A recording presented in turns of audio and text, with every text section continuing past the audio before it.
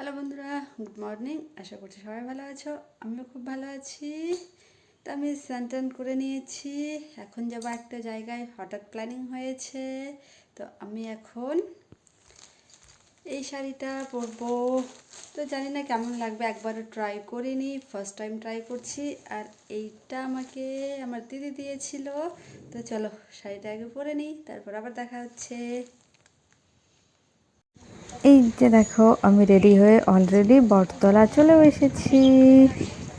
এই নতুন মানুষটা হলো আমার পিসি হয় এবং আমাকে আর প্রিয়াকে তো তোমরা সকলেই চেনো। তো আমাকে কেমন লাগছে অবশ্যই কমেন্ট।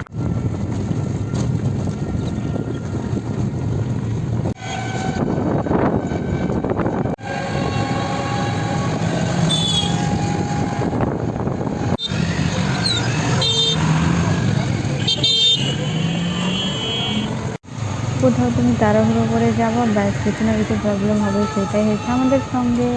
আমার তো টেনশন হচ্ছে যে কতক্ষণে পৌঁছাবো। তার কারণটা হলো আমরা গঙ্গারামপুর হাই রোডে এসে জ্যামে আটকে পড়েছি। জানি না এই জ্যাম কতক্ষণে ক্লিয়ার হবে, খুব টেনশন হচ্ছে। শেষে না পেরে টোটো থেকে নেমে হেঁটে ওই পার গিয়েছি। কারণটা হলো আমাদের লেট হচ্ছে, আমাদেরকে 11টার মধ্যেই সেখানে পৌঁছাতে হবে। সেই কারণেই অলরেডি 11টা বেজে পার হয়ে গেছে। খুব টেনশন হচ্ছে, কেননা পৌঁছাতে পারলাম না।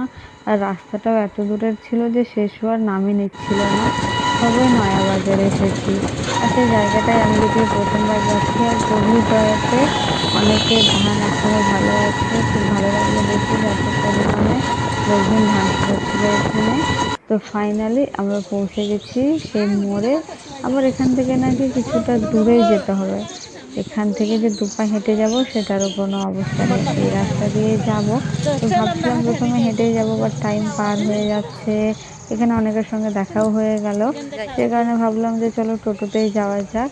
তো টোটোতে উঠে চলে এসেছি আমরা ফাইনালি সেই গ্রামের ভেতরে। আর এই বটগাছটা খুব সুন্দর। আর এখানে প্যান্ডেল ছিল, বাট জানি না বিয়ে বাড়ি আছে না পার হয়ে গেছে। তো এই গ্রামটাতে আমি প্রথমবার এসেছি, তো তোমাদেরকে অবশ্যই দেখাবো। আমার খুব ভালো লাগছিল, যদিও গ্রামটা আসার ইচ্ছে ছিল, আসতে পেরেছি। তো এখন যাব পিসির দিদির বাড়িতে। সেখানে গিয়ে সর্বপ্রথম উঠবো, তারপর যাব সেই জায়গাটাতে। তো তোমাদেরকে গ্রামটা একটু ঘুরিয়ে দেখিয়ে নিই। আর আমাকে শাড়িটা পরে কেমন লাগছে অবশ্যই কিন্তু কমেন্টে জানিও। আর অলরেডি আমাদের যাওয়ার আগে দেখছি অনেক লোকজন চলেও এসেছিলো। আর এখানে জানি না কেন এত কাদা ছিল। আর ওইটা দিয়ে বিজয় মিছিলও যাচ্ছিল, বাট আমি কিছু বলিনি ভাই, আমাকে কেউ কিছু বলো না। তো এই দেখো অনেকে যাচ্ছে আর আমরা সবে পৌঁছেছি। তো আজকের ভিডিওটা তোমাদের কেমন লেগেছে অবশ্যই কমেন্টে জানিও। এবং আমি কী কারণে এখানে এসেছি সেটা আমি তোমাদেরকে জানাবো নেক্সট পার্টে।